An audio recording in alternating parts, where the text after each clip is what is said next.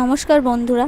তো দেখো, already supreme court কিন্তু একটা জাজমেন্টে বলে দিয়েছে যে টেট কিন্তু কোয়ালিফাই করতেই হবে। অর্থাৎ যারা এখনও মানে চাকরিতে জয়েন করেছে কিন্তু যাদের এখনও কিন্তু 5 বছরের উপর আছে, তাহলে তাদের কিন্তু টেট পাস করতেই হবে এবং সেটা টাইমও কিন্তু 28 সাল পর্যন্ত করেছে। তো দেখো, এখানে একটা নোটিশে এটা কিন্তু বলা আছে যে টেটটা কিন্তু ম্যান্ডেটরি। এই যে দেখো, টিচার এলিজিবিলিটি টেস্ট যেটা, সেটা কিন্তু 2 বছরের মধ্যে কিন্তু তাকে কোয়ালিফাই করতে হবে। এই কোয়ালিফাই যাদের 5 বছরের কিন্তু বেশি আছে চাকরি। তো এবার ব্যাপারটা হলো, যারা অলরেডি টিচার তাদের তো এটা করতে হবে, কিন্তু এখনকার দিনে যদি নতুন করে আমরা যদি রিক্রুটমেন্ট চাই, তো তার জন্য আমাদের কিন্তু অলরেডি টেট পরীক্ষাটা পাশ করে থাকা উচিত।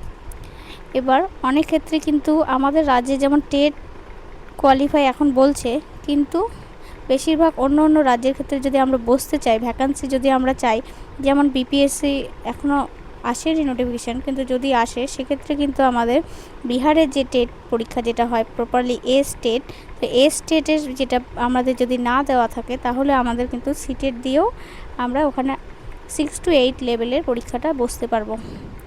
তো ওই জন্য কিন্তু আমাদের এখন থেকে যারা এখনও ফ্রেশার্স আছে তাদের কিন্তু প্রিপারেশন নেওয়া উচিত, সিটেটটা ভালো করে দেওয়া উচিত এবং তার সাথে সাথে টেটেরও।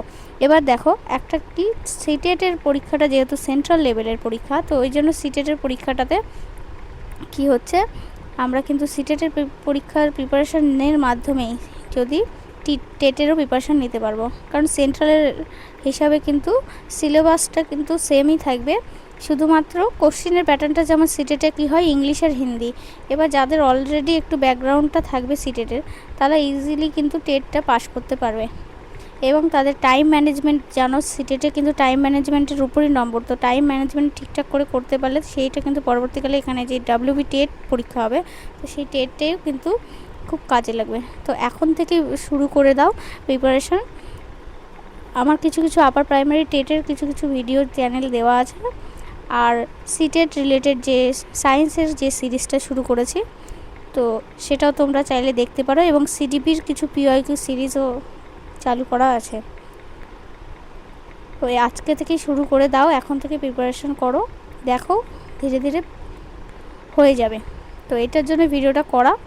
তো যারা যারা এখনও শুরু করোনি, আর সিটেটের কিন্তু ফর্ম ফিল আপ চলছে, তো এবার যারা মনে করেছো যে দেবে, হয়তো প্রিপারেশন অনেকের ভালো হয় না, কিন্তু তাও একবার চেক করার জন্য অনেকে দেয়, তো তারা কিন্তু দিতে পারো, ফর্ম ফিল আপ কিন্তু করতে পারো। ফর্ম ফিল আপ কিন্তু এখনও রানিং আছে, বোঝা গেল?